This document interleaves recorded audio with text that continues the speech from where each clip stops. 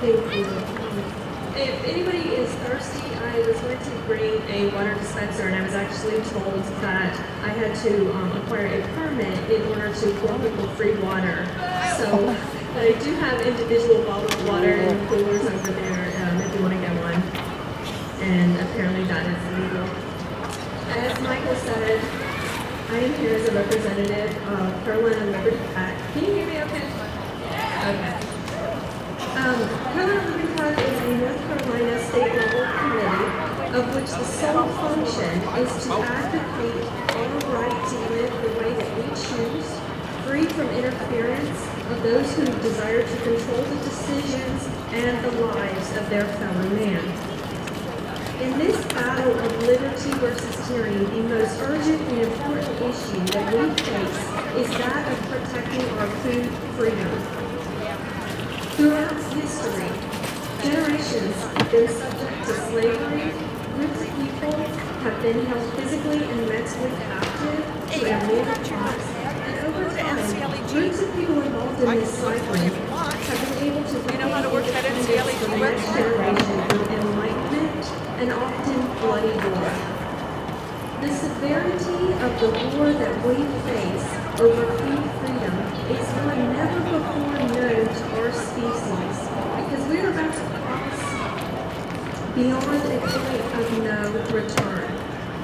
If we lose our natural and reproducing food supply, we simply cannot go back. The decisions that we make now will decide the fate not of one or two generations, but of the entirety of humanity. This is that serious. The weight of the world rests upon the shoulders of our generation, and if we don't live our lives with this understanding pertaining to changes being made to our food supply and what we must do right now, humanity will be forever doomed. It is vitally important that we assert our liberty Langdon, to J.H. protect that Langdon. which is natural by invoking free market principles, J.H. Langdon. making purchases of non-modified foods if we so choose, and planting and storing heirloom seeds. But in the face of the offensive attack upon us, personally opting out is only half the battle and is simply not enough. The attack upon us begins with food freedom education. In public schools today in North Carolina, children are subject to biotechnology propaganda labs in which they are taught that genetic modification of the food supply is a humanitarian practice being engaged in order to grow larger foods and yield greater crops so that we may feed the hungry people of this planet. Which is fine to espouse and hold that viewpoint, but obviously there's another side to this story that was hidden from us in school. We were never taught about the potential dangers faced in forever losing that which is natural to us. And I bring this up so that we are aware of the fact that this is happening in the schools today and conscious of this in our communications with the youth. We must spread the other side of the message because we're not going to win the war on food freedom unless we work to counter propaganda that's being disseminated to our children. At the same time, our liberties are under assault from our government in other ways, from the federal down to the local county government level. And this is why I say that it's not enough for us to simply opt out within our own lives, because whether you're going to the government or not, your government is coming to you.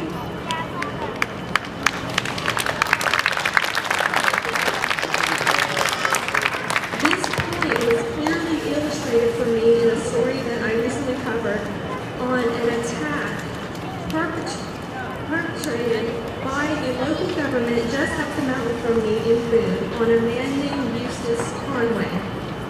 Last fall, Eustace Conway had armed agents and bureaucrats invade his property and carry out a legal and psychological attack on him that is ongoing to this day.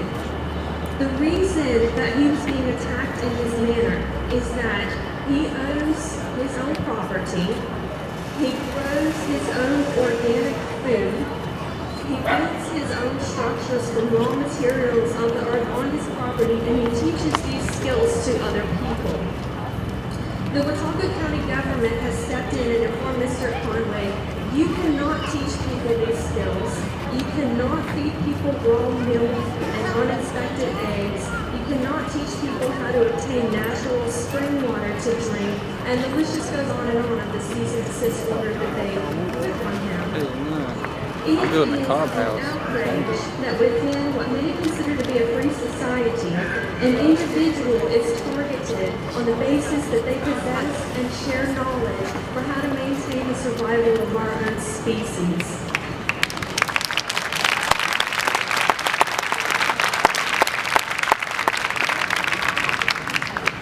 The reason that I tell you about this story is that this is a situation. The situation is one that will set a precedent for food freedom one way or another for all of us in North Carolina. And we must use this situation to now draw a line and let our public servants know that they will not cross.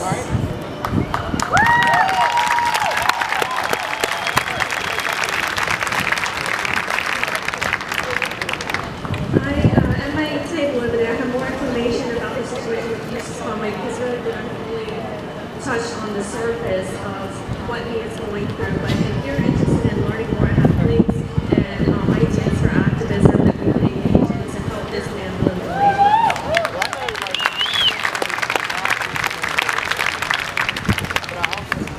One other thing that I want to address is the federal clampdown on our food freedom. While the federal government public servants engage in collusion and afford extra rights and protections to the Monsanto Corporation. Earlier this year, our Congress passed the Monsanto Protection Act. The Monsanto Protection Act is a provision that allows GMO seed producers to continue distribution of modified seeds, even in the potential situation that the Supreme Court has ruled that the seeds shall not be sold until the effects on other farmers have been properly examined. We the people are told by our public servants that we are subject to the rulings of the Supreme Court of the United States. Yet, they have just told us that the Monsanto Corporation is above this.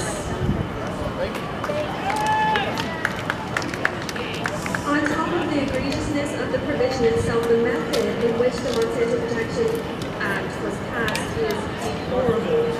A committee slid the provision into the last appropriations bill for government funding. We did not even have time to counter the legislation because nobody was expecting that an appropriations bill of which the primary function was said to be continuation of military funding would include a total attack on our food freedom.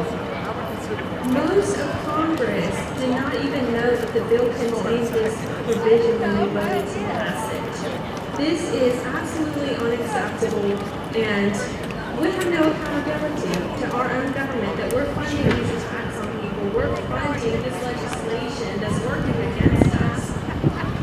There is currently an ongoing effort to repeal this measure, of which I have more information. Like I said, come see me at my table. I have a whole sheet printed up of information and links to refer to and activism that we can do. Call our House reps and senators. Like Michael said, I don't know the number by heart. I probably should. No GMO, GSO.com, CarolinaLibertyPack.com. Thank you.